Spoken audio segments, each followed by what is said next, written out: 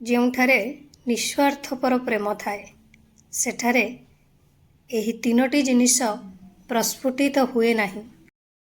ସମ୍ପର୍କରେ ନିଃସ୍ୱାର୍ଥପର ପ୍ରେମ କିପରି ଆଣିବେ? ଗୀତା ଉପଦେଶରୁ ଜାଣନ୍ତୁ ଏହି ତିନୋଟି ଜିନିଷ ଯାହା ପ୍ରକୃତ ପ୍ରେମରେ କେବେ ହୁଏ ନାହିଁ। ସମସ୍ତଙ୍କୁ ମୋ ତରଫରୁ ନମସ୍କାର। ଆଶା କରୁଛି ଆପଣମାନେ ସମସ୍ତେ ଭଲରେ ଥିବେ। ତାହେଲେ ଚାଲନ୍ତୁ ଭିଡ଼ିଓ ଆରମ୍ଭ କରିବା। କିନ୍ତୁ ଭିଡ଼ିଓ ଆରମ୍ଭ କରିବା ପୂର୍ବରୁ ଆପଣମାନଙ୍କ ଭିତରୁ କେହି ଯଦି ଆଜି ମୋ ଚ୍ୟାନେଲରେ ନୂଆ ଥାନ୍ତି ତାହେଲେ ପ୍ଲିଜ୍ ପ୍ରଥମେ ମୋ ଚ୍ୟାନେଲଟିକୁ ସବସ୍କ୍ରାଇବ୍ କରିଦିଅନ୍ତୁ। ପାଖରେ ଥିବା ବେଲ୍ ଆଇକନ୍କୁ କ୍ଲିକ୍ କରନ୍ତୁ, ଯାହାଫଳରେ ମୋ ନୂଆ ନୂଆ ଭିଡ଼ିଓର ନୋଟିଫିକେସନ୍ ଆପଣମାନଙ୍କ ପାଖରେ ଖୁବ୍ ଶୀଘ୍ର ପହଞ୍ଚିଯିବ। ତାହେଲେ ପ୍ରେମ ହେଉଛି ସମ୍ପର୍କର ସବୁଠାରୁ ବଡ଼ ଆଧାର। କିନ୍ତୁ ପ୍ରେମ କେବଳ ସେତେବେଳେ ସଫଳ ହୁଏ ଯେତେବେଳେ ଏଥିରେ ନିଃସ୍ୱାର୍ଥପରତା ଥାଏ। ଭଗବଦ୍ ଗୀତା ଆମକୁ ଶିଖେଇଥାଏ ଯେ ପ୍ରକୃତ ପ୍ରେମ ହେଉଛି ଯାହା ମଧ୍ୟରେ ସ୍ୱାର୍ଥପରତା, ଅହଙ୍କାର ଏବଂ କ୍ରୋଧ ଭଳି ନକାରାତ୍ମକ ଭାବନାର କୌଣସି ସ୍ଥାନ ନଥାଏ।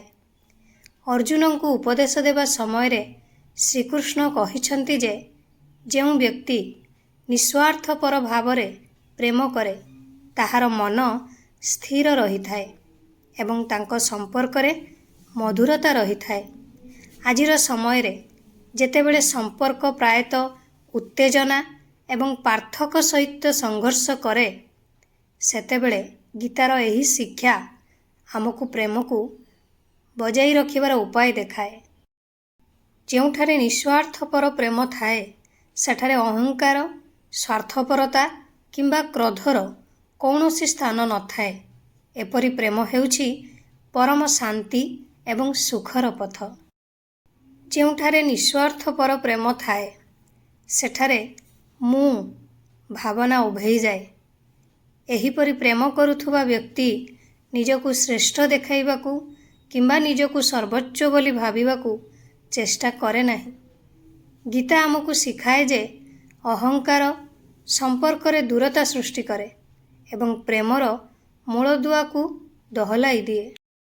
ନିଃସ୍ୱାର୍ଥପର ପ୍ରେମରେ ଉଭୟେ ପରସ୍ପରକୁ ସମାନ ଦେଖନ୍ତି ଏବଂ ସେମାନଙ୍କର ଲକ୍ଷ୍ୟ ପରସ୍ପରକୁ ସମ୍ମାନ କରିବା, ନିଜକୁ ଶ୍ରେଷ୍ଠ ପ୍ରମାଣିତ କରିବା ନୁହେଁ। ନିଃସ୍ୱାର୍ଥପର ପ୍ରେମରେ କୌଣସି ପ୍ରକାରର ସ୍ୱାର୍ଥପରତା ନାହିଁ। ପ୍ରତିବଦଳରେ କ'ଣ ମିଳିବ ସେ ବିଷୟରେ କୌଣସି ଆଶା କିମ୍ବା ଲୋଭ ନାହିଁ।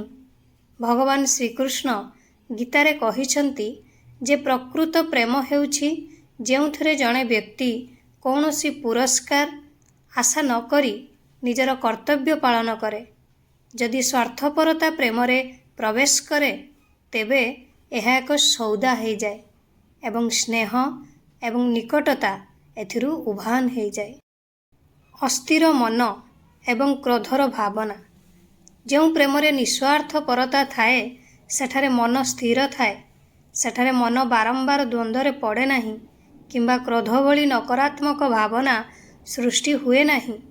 ଗୀତା କହେ ଯେ କ୍ରୋଧ ବ୍ୟକ୍ତିର ଜ୍ଞାନକୁ ନଷ୍ଟ କରିଦିଏ ଏବଂ ସମ୍ପର୍କ ଭାଙ୍ଗିବାକୁ ଲାଗେ। ନିଃସ୍ୱାର୍ଥପର ପ୍ରେମରେ ସହନଶୀଳତା ଏବଂ ଶାନ୍ତି ଥାଏ ଯାହାଦ୍ୱାରା ମନର ସ୍ଥିରତା ରହିଥାଏ ଏବଂ ସମ୍ପର୍କ ମଜବୁତ ହୋଇଥାଏ। ଯଦି ଆମେ ଗୀତାର ଏହି ଶିକ୍ଷାଗୁଡ଼ିକୁ ଆମ ସମ୍ପର୍କରେ ପ୍ରୟୋଗ କରିବା ତେବେ ଆମେ ପ୍ରକୃତ ଅର୍ଥରେ ପ୍ରେମକୁ ବଞ୍ଚେଇ ପାରିବା। ନିଃସ୍ୱାର୍ଥପର ପ୍ରେମରେ କୌଣସି ଅହଙ୍କାର ନାହିଁ, କୌଣସି ସ୍ୱାର୍ଥ ନାହିଁ ଏବଂ କୌଣସି କ୍ରୋଧ ବି ନାହିଁ। ଏହା ହିଁ ସମ୍ପର୍କକୁ ସ୍ଥାୟୀ ଏବଂ ସୁଖଦ କରିଥାଏ। ଆଜିର ସମୟରେ ଯେତେବେଳେ ସମ୍ପର୍କ ଛୋଟ ଛୋଟ କଥାରେ ଭାଙ୍ଗି ଯାଉଛି, ଗୀତାର ଏହି ବାର୍ତ୍ତା ଆମକୁ ପ୍ରେମକୁ ରକ୍ଷା ଏବଂ ସୁଦୃଢ଼ କରିବାକୁ ପ୍ରେରଣା ଦିଏ। ପାରିବାରିକ ଜୀବନକୁ ସଫଳ ଏବଂ ଶାନ୍ତିପୂର୍ଣ୍ଣ କରିବା ପାଇଁ ଗୀତାର ଏହି ପରାମର୍ଶ ଏବେ ବି ପ୍ରାସଙ୍ଗିକ। ଯୁଦ୍ଧଭୂମିରେ ଭଗବାନ ଶ୍ରୀକୃଷ୍ଣ ଅର୍ଜୁନଙ୍କୁ ଯେଉଁ ଶିକ୍ଷା ଦେଇଥିଲେ ତାହା ଆଜି ମଧ୍ୟ ପ୍ରତ୍ୟେକ ବ୍ୟକ୍ତିଙ୍କ ପାଇଁ ପ୍ରେରଣାର ଉତ୍ସ। ଗୀତାରେ ଭଗବାନ ଶ୍ରୀକୃଷ୍ଣ ପାରିବାରିକ ଜୀବନ ପାଇଁ ଅନେକ ଗୁରୁତ୍ୱପୂର୍ଣ୍ଣ ନୀତି ମଧ୍ୟ ଦେଇଛନ୍ତି। ସେ କହିଛନ୍ତି ଯେ ପାରିବାରିକ ଜୀବନରେ ଯେଉଁଠାରେ ସତ୍ୟ, ଧର୍ମ ଏବଂ ତ୍ୟାଗ ଭଳି 4 ଧର୍ମ ପାଳନ କରାଯାଏ ସେଠାରେ କେବଳ ଏହି ସଂସାରରେ ସୁଖ ଏବଂ ଶାନ୍ତି ଥାଏ। ବରଂ ପରଲୋକ ବିଷୟରେ ମଧ୍ୟ ଚିନ୍ତା କରିବାକୁ ପଡ଼ିନଥାଏ ଯେ ଜଣେ ମୋକ୍ଷ ପାଇବ କି ନାହିଁ।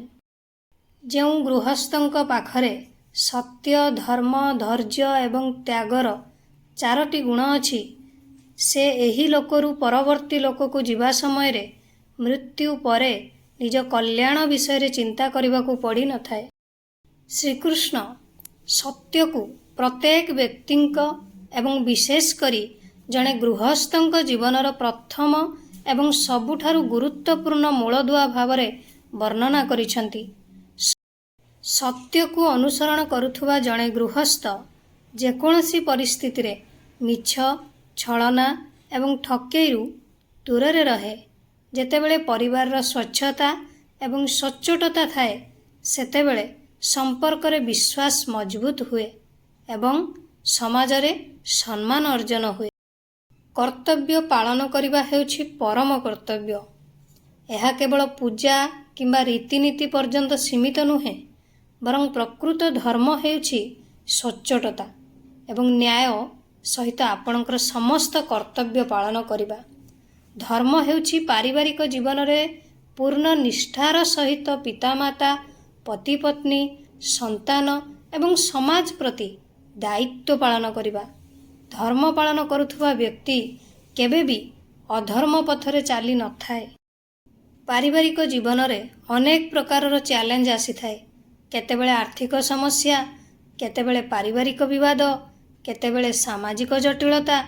ଏସବୁର ସମାଧାନ କେବଳ ଧୈର୍ଯ୍ୟ ଦ୍ୱାରା ସମ୍ଭବ। ଶ୍ରୀକୃଷ୍ଣ କହିଛନ୍ତି ଯେ ଯେଉଁ ବ୍ୟକ୍ତି କଷ୍ଟକର ସମୟରେ ଧୈର୍ଯ୍ୟ ହରାନ୍ତି ନାହିଁ, ସେ ପ୍ରକୃତ ବିଜେତା। ସ୍ୱାର୍ଥପରତାକୁ ଉପରକୁ ଉଠିବା ହେଉଛି ତ୍ୟାଗର ଆତ୍ମା। ତ୍ୟାଗର ଅର୍ଥ ହେଉଛି ନିଜ ସୁଖ ଏବଂ ସ୍ୱାର୍ଥକୁ ଛାଡ଼ି ଅନ୍ୟମାନଙ୍କ ମଙ୍ଗଳ ବିଷୟରେ ଚିନ୍ତା କରିବା। ପାରିବାରିକ ଜୀବନରେ ତ୍ୟାଗର ବହୁତ ଗୁରୁତ୍ୱ ଅଛି। ଯେତେବେଳେ ପରିବାରର ପ୍ରତ୍ୟେକ ସଦସ୍ୟ ପରସ୍ପର ପାଇଁ ନିଃସ୍ୱାର୍ଥପର ଭାବରେ ତ୍ୟାଗ କରନ୍ତି, ସେତେବେଳେ ହିଁ ଘର ସ୍ୱର୍ଗ ହୋଇଯାଏ। ଶ୍ରୀକୃଷ୍ଣ କହିଥିଲେ ଯେ ତ୍ୟାଗ ବିନା ପ୍ରକୃତ ପ୍ରେମ କିମ୍ବା ଶାନ୍ତି ସମ୍ଭବ ନୁହେଁ। ଯଦି ଆମେ ଆମ ଜୀବନରେ ସତ୍ୟ, ଧର୍ମ, ଧୈର୍ଯ୍ୟ ଏବଂ ତ୍ୟାଗର ଗୁଣଗୁଡ଼ିକୁ ଗ୍ରହଣ କରିବା, ତେବେ କେବଳ ଆମର ଗୃହସ୍ଥ ଜୀବନ ସୁଖମୟ ହେବ ନାହିଁ, ବରଂ ଆମେ ପରଲୋକର କଲ୍ୟାଣ ମଧ୍ୟ ନିଶ୍ଚିତ ହୋଇପାରିବା। ଗୀତାର ଏହି 4ଟି ନୀତି ପ୍ରକୃତରେ ଏକ ସୁଖୀ ଜୀବନର ମୌଳିକ ମନ୍ତ୍ର। ଆଶା କରୁଛି ଆପଣମାନଙ୍କୁ ଭିଡ଼ିଓଟି ଭଲ ଲାଗିଥିବ। ଯଦି ଭଲ ଲାଗିଥାଏ ତାହେଲେ ନିହାତି ଲାଇକ୍, କମେଣ୍ଟ, ସେୟାର, ସବସ୍କ୍ରାଇବ୍ କରିଦେବେ। ମୋତେ ତାହେଲେ ବିଦାୟ ଦିଅନ୍ତୁ। ପୁଣି ଦେଖା ହେବ ନେକ୍ସଟ ଭିଡ଼ିଓରେ। ନମସ୍କାର।